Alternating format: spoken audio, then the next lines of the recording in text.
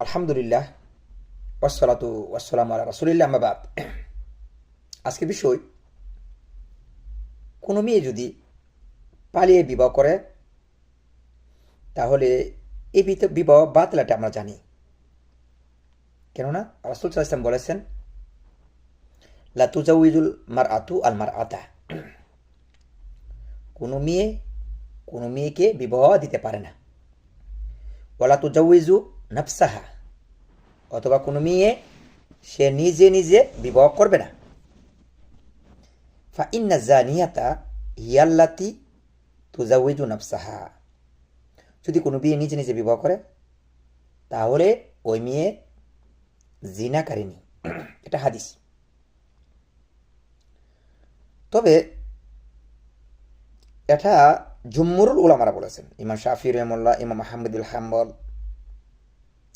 ইমাম ইবনে তাইমিয়া সহ আর অন্যান্য উলামারা, ইমাম বাস ইবনে উসাইমিন, তারা বলেন যে পালিয়ে বিবাহ করলে বিবাহ বাতিল, পুনরায় বিবাহ করতে হবে।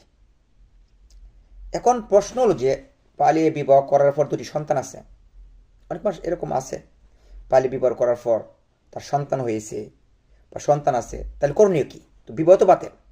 মনে রাখতে হবে, কোনো ইসলামী রাষ্ট্র থাকলে বিবাহ পৃথক করে দিতে হবে, এটা তাদের মাঝে পৃথক করে দিতে হবে। কিন্তু সন্তান যদি হয়ে যায় তাহলে কি করণীয়?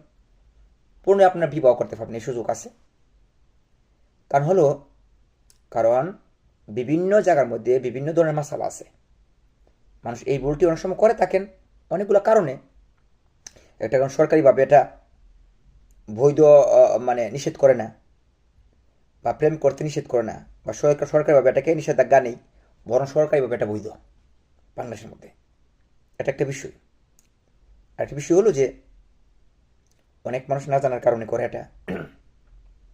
এই জন্য কেউ যদি এরকম টিতে হয় তাহলে বাবাকে রাজি করে তারপর দুজন সাক্ষীর মাধ্যমে বিয়েটি পড়ে নিবে, এটা উত্তম। কারণ রাসূল সাল্লাল্লাহু আলাইহি ওয়াসাল্লাম বলেছেন যে লা নিকাহা ইল্লা বিওলি, কোনো নিকাহ হবে না, কোনো বিবাহ হবে না ওলি ছাড়া। এই জন্য বিবাহ আপনার সই করার জন্য কতগুলো শর্ত এবং রুকন আছে, এগুলো আপনার মানতে হবে। যেমন দুজন সাক্ষী, মেয়ে ছেলে রাজি থাকা, তারপর বাবা রাজি থাকা, এগুলি কি? এগুলি রুকন, মানে এগুলি করতে হবে, ইজাব এবং কবুল থাকতে হবে। তাহলে এই বিষয়গুলো আমাদের যদি সহি থাকে, আর কতগুলো শর্ত আছে, এই শর্তগুলো সহি থাকলে তাহলে বিবাহ সহি হয়ে যায়। আল্লাহু আ'লাম।